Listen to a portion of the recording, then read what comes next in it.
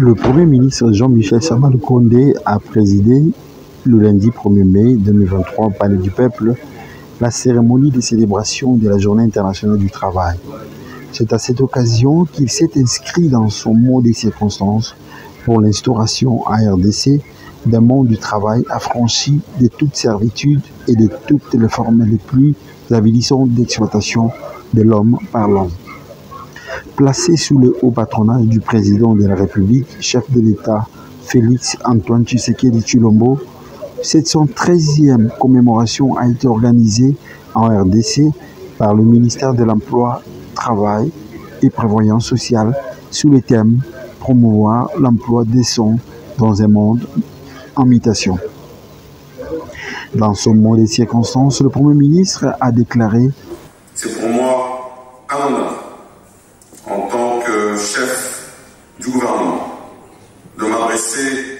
à toutes les travailleuses et à tous les travailleurs de notre pays, dans leur grande diversité. Je pense à vous qui êtes devant moi, dans cette belle salle de spectacle du Palais du Peuple, et à tous ceux qui ne sont pas avec nous en ce lieu, et qui sont dispersés dans l'immense territoire national de notre pays. Mais vive salutations également aux organisations syndicales de notre pays, ainsi qu'aux employeurs de tous les secteurs, pour leur apport respectif dans la création des emplois décents en faveur des Congolaises et des Congolais. De prime abord, je voudrais m'acquitter d'un devoir de mémoire, celui de rendre hommage à toutes ces figures célèbres, à tous ces héros dans l'ombre que vous êtes,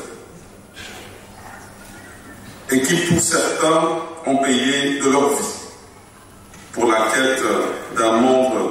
du travail affranchi des servitudes et des formes les plus avilissantes d'exploitation de l'homme par l'homme. Nous, contemporains, demeurons redevables de leur combat, de votre combat. Notre pays peut être fier d'associer sa voix à la dynamique mondiale pour célébrer cette journée internationale qui chaque année vient rappeler à chaque État membre de l'Organisation internationale du travail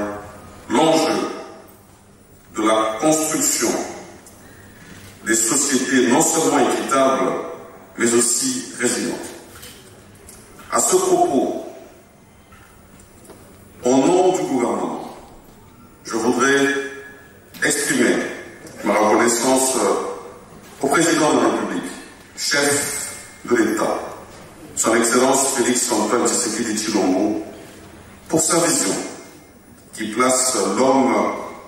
et ses conditions de travail et de vie au cœur de l'action gouvernementale. Travailleuses et travailleurs, le 1er mai ne devrait pas nous renvoyer uniquement aux luttes historiques pour la reconnaissance du statut des droits et des travailleurs. Ce jour dédié au travail constitue également une occasion d'apprécier la capacité de l'homme et de la femme à changer leur vie, la vie de la communauté, de son entreprise, de son pays, par son travail. C'est pourquoi vos revendications légitimes, et que j'ai encore suivies ici tout à l'heure, doivent demeurer au cœur des préoccupations du gouvernement de la République.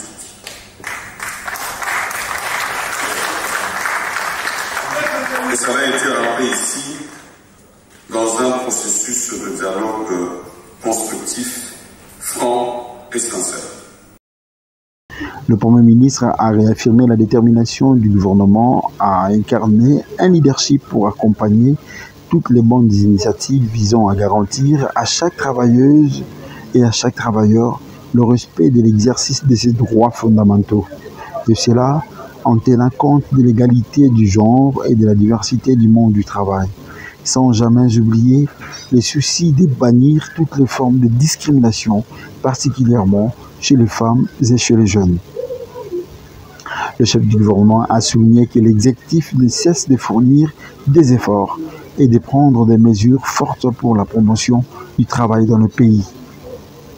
Notons que cette journée significative pour les travailleurs à l'échelle planétaire a été célébrée en présence de la ministre de l'Emploi, Travail et Prévoyance sociale, de plusieurs autres membres du gouvernement, plusieurs ambassadeurs et chefs de mission diplomatique accrédités en RDC, plusieurs chefs d'entreprise publiques et privées, du coordonnateur de l'intersyndicale nationale du Congo, des agents et fonctionnaires de l'État, travailleuses et travailleurs et plusieurs autres hautes personnalités du pays. Il faut souligner que cette journée représente pour les travailleurs le symbole de leurs revendications face à la société capitaliste.